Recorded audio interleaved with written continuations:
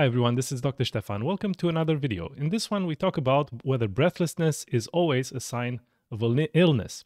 And I chose to make this video because I received this comment, which is well, it's hard to say, but let me read it out to you. So after jogging for half a kilometer, I have shortness of breath. Even after stopping, I breathe heavily for some time. Now, obviously, when I get these comments, it's really hard for me to say what's going on, especially because everyone is so different. So obviously, it's really hard to, from a one-liner comment, to say exactly what's going on. And I do hope, sincerely, that if you are watching this video and you are worried about something related to your health, that you are going to check with your own doctor or with a healthcare professional who knows you, who can provide you tailored advice in your own situation. I'm a person on the internet. You may read things on the internet in different places that may or may not apply in your case. So that being said, let's just talk about this for a little bit. Now, normally, if you are jogging for half a kilometer, so what's that? 500 meters, if you're running a little bit and you are breathless. Now, it depends a lot on your situation. Now, this may or may not be a problem. It depends where you're starting from. Now, I can tell you that for many people who are younger or who are just maybe starting to exercise, this is very common. You know, if you're running a little bit, you will be out of puff, out of breath for a little bit. And when you call it shortness of breath, I worry that you're automatically putting a label of an illness somehow to something that's really physiological. Because if you run, if you exert yourself, you will probably be breathless. And it takes some time for your body to recover. So whether that's related to an illness or not, that remains to be seen. So it depends on your own situation. But let me just first start by saying that a lot of people actually do end up being deconditioned in today's society. What do I mean by deconditioning? This is an adaptive mechanism in which basically your body tries to conserve energy. And our bodies are really smart in that way. So if we work in a day job where we go to the office, we drive there, we go to the shops in our car, we don't take the stairs, we don't do these things. It's very easy for our muscles to basically think, if we can call it that we don't need that much muscle mass. So we can just waste that muscle mass and just adapt to our circumstances.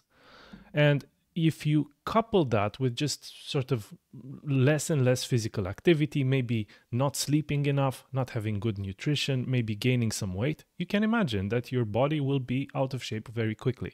And it can be very surprising how quickly that can happen. I can tell you from my own personal experience. So I try to every now and then do some exercise. I go to the gym every now and then. I try to do all these things.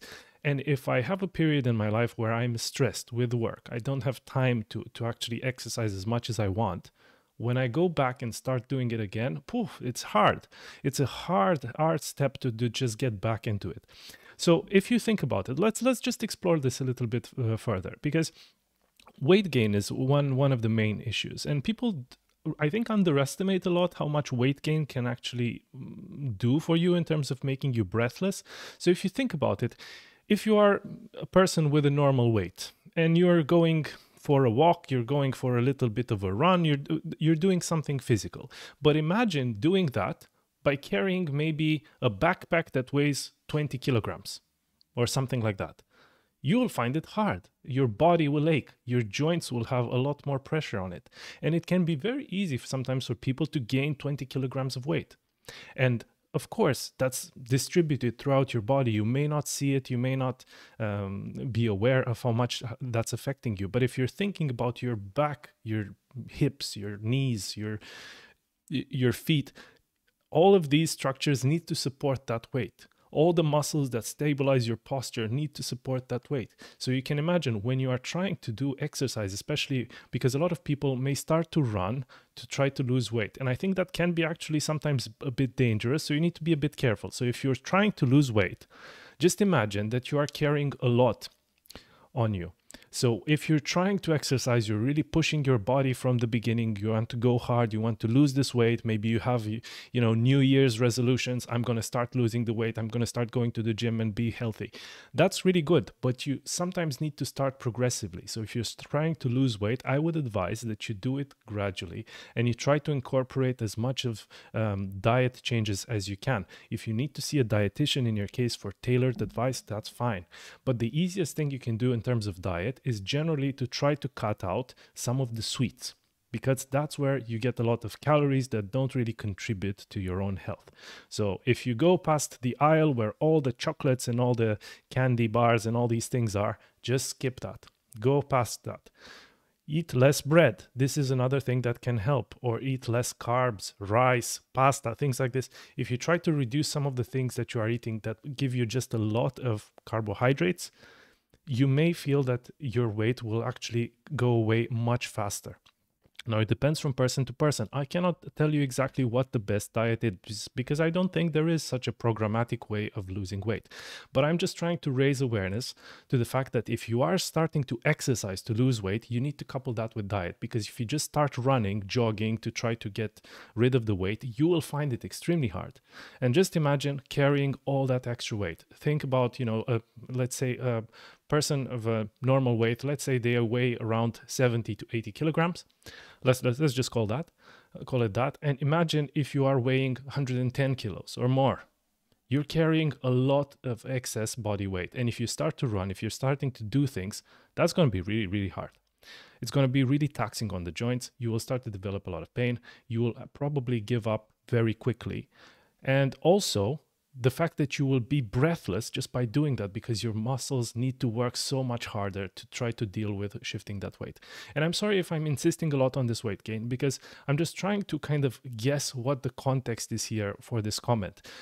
I could be wrong, of course. It could be another reason for why the person who's making this comment is breathless. They could actually have an illness. But I can tell you, in many cases, when we talk about younger people who have professional lives, they go to work, they go to university, they sit down all day, they don't use their muscles as much as they would normally do. When they start to exercise again, it can be really, really hard, and it can be so unexpected to see how out of shape you can be after maybe just a month or two of not doing as much exercise as you would. Now, this would be a situation in which there isn't actually an illness. It's just an adaptive mechanism, deconditioning, that your body goes through to try to reduce, to conserve energy where it's not needed. And it's fantastic that the body can adjust in that way. But if it can adjust to reduce body mass, you can always believe that it can adjust to increase body mass, muscle mass. So all of these things are really important to note.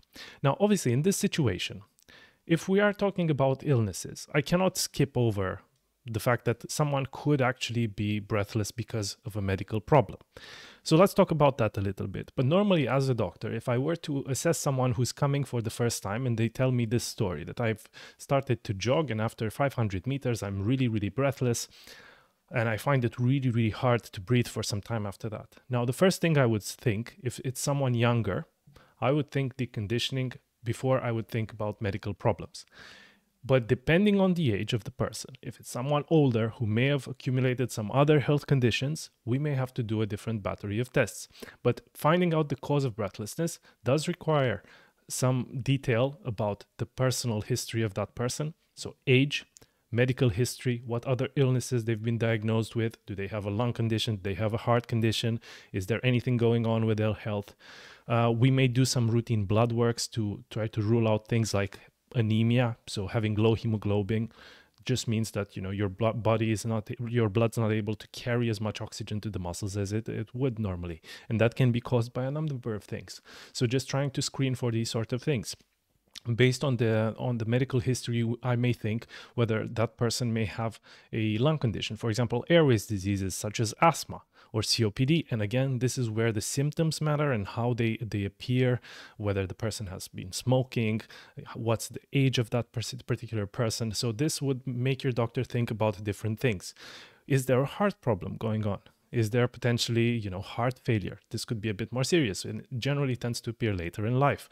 Heart rhythm disturbances such as atrial fibrillation. Again, later in life, we may think about these things. If someone is suddenly more breathless than someone of the same age, this is really important. It's a good comparison it's a good benchmark. If you're going for a walk with someone of your own age, same mobility, but you are suddenly more and more breathless than they are, then you may want to think whether that could be caused by a medical problem. So, for example, if you have a coworker at work and you have a friend and you tend to go for walks together in the park or wherever, and you suddenly notice that you're really much more breathless than they are, that's probably something that needs to be checked with your doctor, because it could be the starting sign of a potential problem or potential medical situation. Now, just coming back to the heart, there could be a lot of other things going on. So it's really, really hard to say from the beginning, but your doctor will probably ask you a bunch of questions about, like your personal history, medical history. What are your symptom signs? Are there any other signs associated with it? Do you cough? Do you wheeze? When they listen to your chest, is there any added sound that shouldn't be there? Maybe they will think about having some kind of a heart valve disorder. So all of these things can matter. So these are important to look at. And again, there could be more serious situations when people develop breathlessness in the context of something more serious. For example, they may have pulmonary fibrosis that is progressive. They may have cancer. They may have an autoimmune condition that's affecting maybe the muscles, the joints, maybe the lungs. It could be a lot of things. So some of these things are more serious, some of them less serious and easily managed. But also it could be that there's no illness at all. And your doctor may actually give you the all clear, and maybe they'll tell you to go into a gradual progressive exercise program to combat deconditioning. And I'd like to just finish this video just by saying that anyone can actually improve their health a lot by having good sleep, good diet, and moderate physical exercise. I think that's really the key. And just doing those things right can actually improve not only the physical health, but also the psychological health, because everything is linked. So we are one person, a big organism that has complex systems. If we are giving our body what it needs, it generally tends to respond very well. But also the body adjusts very quickly, either positively or negatively, to what we are feeding it, giving it, challenging it. So if you are not exercising, if you're not moving, when you suddenly start to do that after a month or two, you will notice the change, you will notice the difficulty. But at the same time, if you are doing a lot of things day to day, you're trying to maintain your physical fitness, and it could be even that just going for a walk, doing something simple. You don't have to start jogging immediately. I don't really like running very much, but there's a lot of other exercises that I enjoy doing. So just finding something that you enjoy and doing that progressively, you may notice that after a month or so, you will feel stronger. And you can keep a little diary. You can just, see when you are getting breathless. And doing that consistently over a long period of time will trigger those body's adaptive systems, and you will probably start to feel better. So I hope this was helpful, just as a bit of an encouragement that it's not always something really, really terrible. But if you are worried about your health, do check with your doctor, rule out some things that may be causing the breathlessness, but also think about your own life. Is there something that's made you more breathless just because you may not have been doing as much as you were lately, for a lot of good reasons? Stress, work, family life, all these things can play a role. Hopefully this was helpful. I wish you all the best and good health.